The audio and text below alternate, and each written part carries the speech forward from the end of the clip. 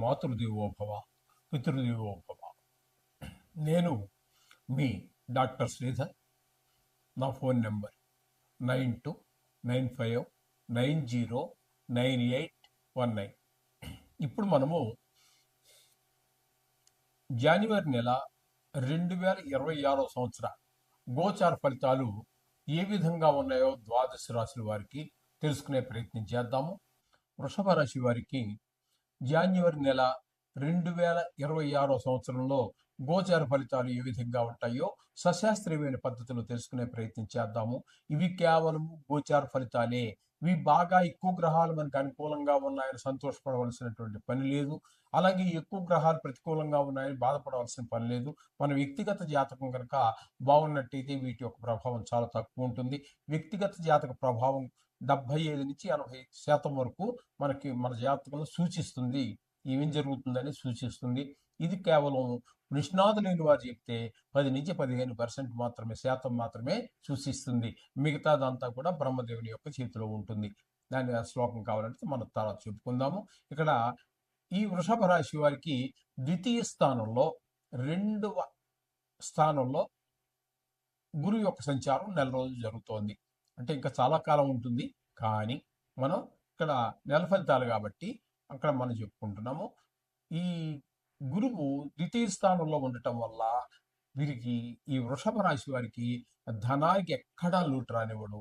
కుటుంబంలో కూడా ఆహ్లాదకరమైనటువంటి పరిస్థితి ఉంటుంది.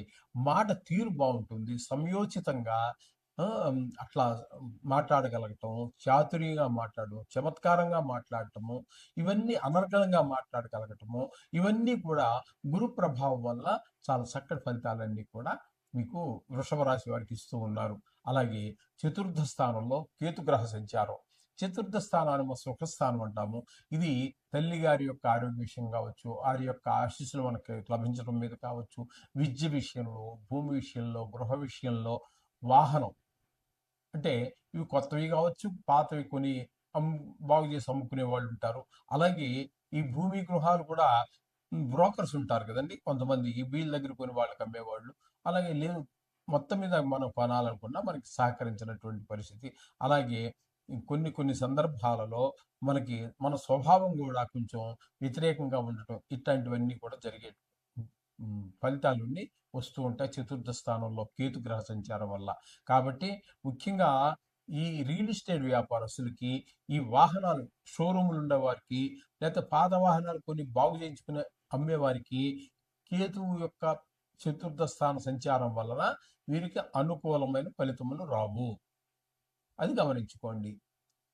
ఇక ఈ వృషభ రాశి వారికి మనం తీసుకున్నట్టయితే 8, 9 స్థానాలలో 4 గ్రహాలు సంచారం చేస్తున్నాయండి. 8వ స్థానంలో శుక్రుడు, రవి, కుజ, బుధ సంచారం చేస్తూ ఉన్నారు. వీరికి ఇవన్నీ కూడా నెల 15 రోజులు ఒక రాశిలో సంచారం చేసేటటువంటి గ్రహాలు. కాబట్టి వీటికి సంక్రమణం అంటే ఈ రాశిలో ఉండవలసిన సమయం అయిపోయిన తర్వాత తదుపరి అంటే ముందుండేటటువంటి ఆ రాశిలోనికి మకర రాశిలోనికి ప్రవేశిస్తే కొంతకాలం ఉంటాయి. 2 రాశుల్లో సంచారం చేస్తున్నాయి. వాటి ప్రభావాలు ఎలా విధంగా ఉంటాయో చూద్దాం. ముందుగా శుక్రుని యొక్క సంచారం కనుక మనం తీసుకున్నట్టయితే 8వ స్థానంలో 12వ తారీఖు వరకు, జనవరి 12 వరకు 8వ స్థానంలో ఉంటారు. తదుపరి నెల ఆఖరి వరకు ఆయన 9వ స్థానంలో సంచారం చేస్తూ ఉన్నారు. తద్వారా మనకి ఇచ్చేటువంటి ఫలితాలు ఏ విధంగా ఉంటాయంటే, మనకి 8వ స్థానం, నిజానికి 8వ స్థానంలో 2 గ్రహాలు మనకి శుభప్రదమైనటువంటి ఫలితాలు ఇస్తుంటాయి. ఒకటి శుక్రుడు, 2 బుధుడు.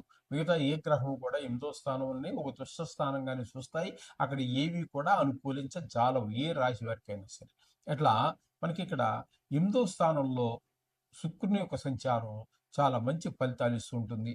ఎందుకంటే చాలా మందికి పెద్ద సుఖాలు జరుగుతూ ఉంటాయి. కొంచెం ఆరోగ్యరీత్యా బాగా కష్టపడిపోతూ ఉంటారు, ఏమవుతారో తెలియదు అనేటువంటి పరిస్థితిలో ఉన్నటువంటి వారు కూడా వారు ఆరోగ్యరీత్యా రికవరీ అయ్యి మంచి జీవనాన్ని మళ్ళీ కలిపేటువంటి పరిస్థితులంతా కూడా 8వ స్థానంలో శుక్రగ్రహ సంచారం వల్ల జరుగుతుంది. తదుపరి ఆయన సంక్రమణం చెంది ద భాగ్యస్థానంలో సంచారం చేస్తున్నారు మకరంలో. అక్కడ 13వ తారీఖు నుంచి నెలాఖరు వరకు. అక్కడ మనం తీసుకున్నట్టయితే ఆయన కూడా 9వ స్థానంలో చాలా చక్కటి ఫలితాలన్నీ ఇస్తున్నారు. 8వ స్థానంలోను, 9వ స్థానంలోను కూడా. అక్కడ ఏంటంటే మనం తీర్థయాత్రలు తిరగటము, మంచి దేవుడి దగ్గర మనం పెట్టుకోవటము, మన కష్టాలు చెప్పుకోవటము, అలాగే ముఖ్యంగా తండ్రి గారి యొక్క ఆరోగ్యము, వారి ఆశీస్సులు మనకు లభించటము, ఇట్లాంటివన్నీ కూడా 9వ స్థానంలో శుక్రుని యొక్క సంచారం వల్ల మనకి ఆ విధమైన ఫలితాలు వస్తున్నాయి. ఈ విధంగా మొత్తం మీద నెలంతా కూడా శుక్రుడు మనకి అనుకూలమైనటువంటి స్థితిలోనే ఉన్నారు. ఎవరికి? వృషభ రాశి వారికి. కాబట్టి వీరు సినిమా రంగంలో వారు, టీవీ రంగంలో వారు, ఈ సోషల్ మీడియాలో ఉన్నటువంటి వారికి అనుకూలమైనటువంటి పరిస్థితి. అలాగే షేర్ మార్కెట్లో పెట్టుబడి పెట్టే వారికి కూడా చాలా భాగ్యస్థానంలో కూడా ఆయన అనుకూలం కాబట్టి ఖచ్చితంగా అక్కడ కూడా మీకు మంచి ఫలితాలన్నీ వచ్చేటటువంటి లాభాలు వచ్చేటువంటి పరిస్థితికి గోచరిస్తూ ఉన్నది. ఇక రవి యొక్క సంచారం తీసుకుందాం. రవి యొక్క సంచారం 14వ తారీఖు వరకు అష్టమ స్థానంలో, ఇది మాత్రం చాలా కష్టమైనటువంటి కాలంగానే చెప్పుకోవాలి. అష్టమ స్థానంలో ఉన్నప్పుడు ఎవరో బంధువులు, ఆప్తమిత్రులు అట్లాంటి వాళ్ళు చనిపోవటమో లేదా చనిపోయినంత పని అయిందనేటటువంటి ఒక వార్త వినడం జరుగుతూ ఉంటుంది.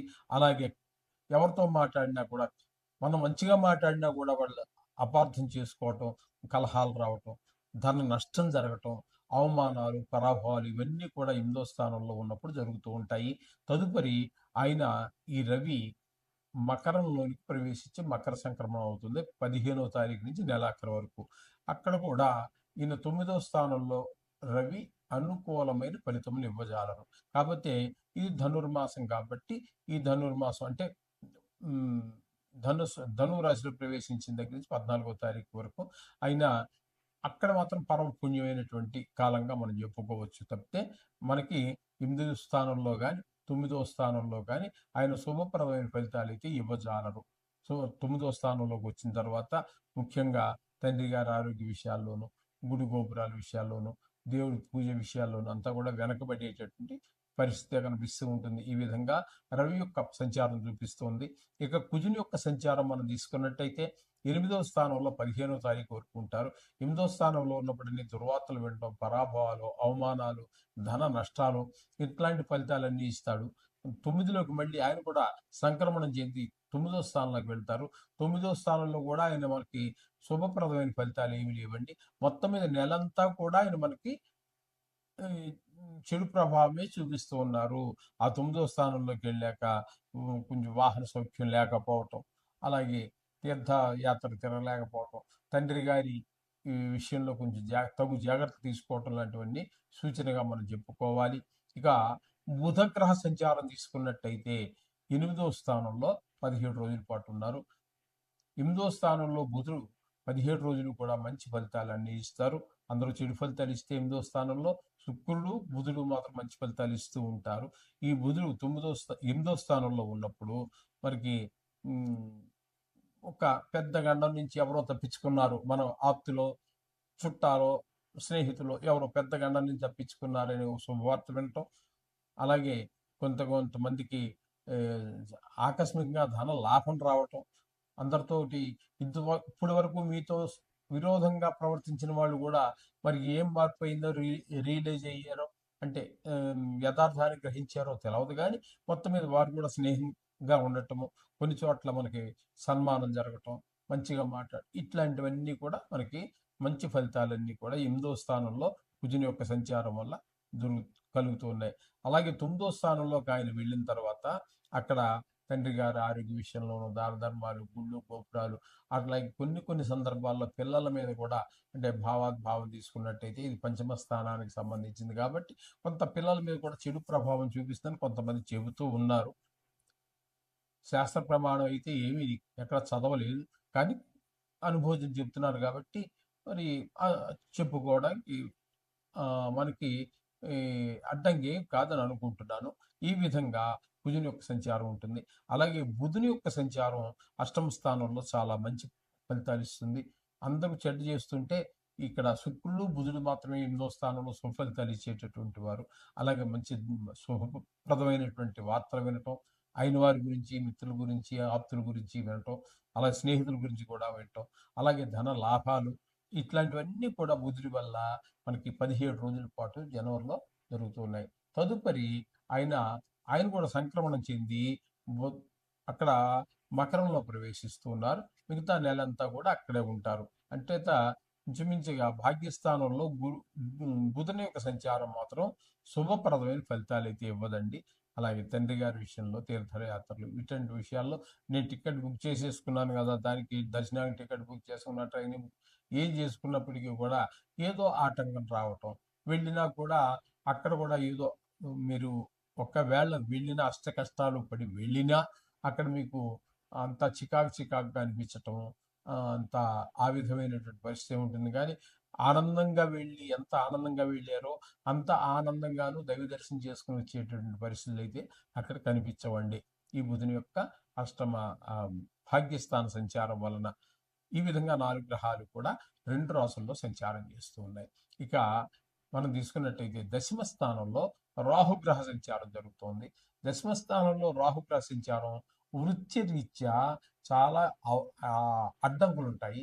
కానీ ఒక్కొక్క సందర్భంలో సడన్ గా హైక్ అవుతుంది, పైకి వెళ్తుంది వృత్తి. ఎందుకు వ్యాపారం పైకి వెళ్ళిందో తెలియదు. అదేవిధంగా మిగతావన్నీ కూడా ఉమ్, వృత్తిపరమైనటువంటి ఇబ్బందులు, అంటే ఏ ఫుడ్ ఇన్స్పెక్టర్ రావటమో, లేకపోతే ఈ ఐటీ వాళ్ళు రావటము, లేకపోతే సేల్ ట్యాక్స్, ఇన్కమ్ ట్యాక్స్ ఏవో ఉంటాయి కదండి. వాటికి మన పూర్తిగా అవగాహన లేదు. వ్యాపారం చేసిన వాళ్ళం కాదు, దాని గురించి పూర్తి అవగాహన లేదు.